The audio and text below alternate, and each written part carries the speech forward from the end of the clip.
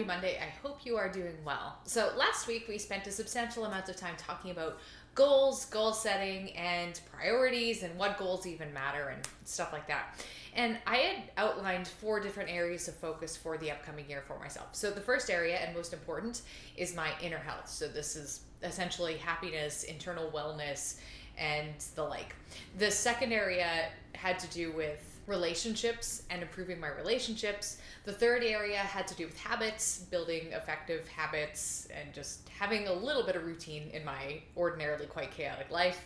And finally, finances. So just making sure I'm making ends meet, which is pretty basic, bare bones. But today what I wanted to talk to you guys about is some ideas about improving your inner health. And I have a really short list here because I don't think it's particularly complicated to be happy, even if you're struggling. And I don't mean to sound glib. So I've been through periods of time in my life where the idea that I could feel happy on a regular basis would be sort of laughable. It's like, can't even get out of bed. So how do you expect me to feel happy? But there are a few things that I find really, really effective and that I'm personally practicing just to improve my own internal wellness, so I can have like kind of a consistent energy level, so that I'm not constantly being rocked by the waves of life, because things are going to happen. Stressors are going to occur. Things are going to, if I'm the boat, sometimes there will be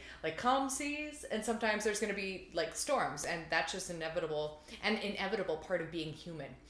So instead of trying to shelter myself from any potential storm, which would be ridiculous, I want to become more resilient as a person, so that when these storms happen, it doesn't tip me out of the boat. I'm able to keep my footing and stay even. So anyway, there are basically 4 things that I am working on at this moment for the next quarter at least, to really try to regulate that, improve my resilience, and so on. So first of all, I want to be at a cognitive behavioral therapy level 5. So basically what I mean, I like metrics, and so it's for me to say something like feel better. It's not measurable. How do I know if I feel better? So the book that I've been talking about the last week or two, called Feeling Good, has a assessment on your overall inner health at any given time. So it's something you can do every week or so, just to kind of test the waters. How are you doing? How is everything inside going? And I want to get to a point where I'm between a 0 and a 5. So that would be really, really low dysfunction. That would be like really strong inner health. I think the last time I did this, I was like in the 20s. So it's a little bit of a ways to go, which isn't terrible, but it's kind of like being at your ideal weight, or like within 10 pounds or so of your ideal weight. It's like you feel really good generally. You have a lot of energy generally. And that metric to me is helpful, because it gives me something to shoot for, as opposed to just the vague, amorphous feel better. Now, the way I'm doing that is by reading through the book and doing the exercises that go with it. So I'm doing like a daily dysfunctional thought assessment. I'm experimenting with some other exercises, just like a little bit each day, like 15 minutes or so. And that's what I'm working towards there. Having a gratitude practice is another, it's something, it seems so simple. It is so simple. And I've resisted it. I don't know why. I'm a grateful person. I like in general, I express a lot of gratitude for my life, but in terms of actually having like a structured gratitude practice, like doing a gratitude journal or whatever, I'm like, this is too fluffy for me. I don't know why, I just push it away. But I have started working with a gratitude journal that my friend created, and I've been really enjoying it. So I'm about a week into it, and I intend to do it for the full 66 days that it spans. And it's basically like 5 minutes at the beginning of my day and 5 minutes at the end of my day. And I'm going to keep working with this, because gratitude practices have been shown to improve your inner health. It's just like such a simple little switch. Be happy for the life that you have. And there's all different kinds of gratitude practices that you can do. So like another example would be negative visualization, which is basically when you imagine that you don't have something that you take for granted. So for example, you imagine what life would be like without like a partner, a child, a job, whatever. The thing that you're like complaining about or being annoyed by, you imagine life without that, and then it makes you much more grateful in the moment for actually having that thing, which annoys you sometimes. Mindfulness is another one that improves inner health. Now, I've fiddled around with mindfulness, with meditation, etc. For me, I think the approach that I'm going to choose to take over the next 3 months or so is to just make sure I have time to think. This is something that I came upon by accident when my daughter was really, really little. So when she was a baby, she was basically like attached to me at all times. She wanted to nap on me, and if she was sleeping, she wanted me to sleep beside her and stuff like that. She's a baby, so I was okay with that. But what that left me with was a lot of pockets of time where I couldn't do anything. So I couldn't go on my phone. I couldn't like watch Netflix or I was kind of just like stuck in a dark room for half an hour at a time. So I ended up having a lot of blank space in my days to just think because I couldn't do anything else.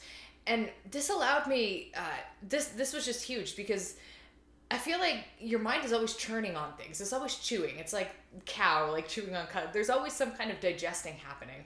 And I feel like it's easy to ignore that digestion, just feeding my mind more input, without taking the time to actually like absorb the things that I'm chewing on. So it just made me feel smarter, more together, work through problems more easily. It made me feel a little bit more steady. So that's the kind of, it's a type of meditation, I guess. You could loosely define it as meditation. That's the kind of thing that's I find critical to my inner health.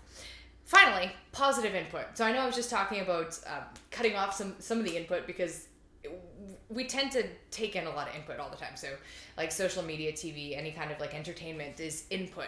We're just being passive and we're consuming something. But though I don't think it's particularly healthy to be constantly in a state of consumption, when you do choose to consume something, let it be positive.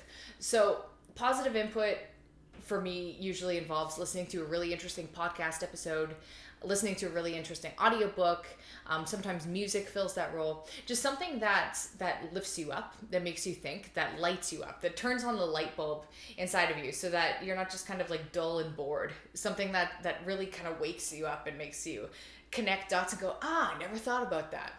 If you can have some kind of, if you can have little bits of positive, it could be from reading as well. So reading a book, I find, can be a really good way to have positive input, lights me up, inspires me. Having some kind of input like that on a daily basis, especially in conjunction with reducing negative input, which could be news, social media, television. It depends what you're consuming and your relationship with it, right? That is huge for inner health because it's kind of like the fuel that keeps me going. Any time in my life where I've been in a pretty high energy state for a long, consistent period of time, I'm feeding myself this input. I'm listening to personal development audiobooks. I'm listening to podcast episodes with top thinkers in their fields, just constantly kind of absorbing new ideas. And that is really helpful. So those are basically, that's the four things. Those are the four things I'm going to choose to focus on for the next quarter to just really be happy. It's such a simple thing.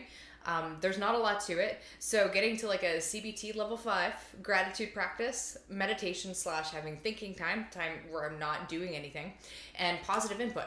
That's it. That's what I'm going to work on in that one particular area. Now I have specifics that I'm doing, but I think that's enough for now. I will catch up with you guys in the next video.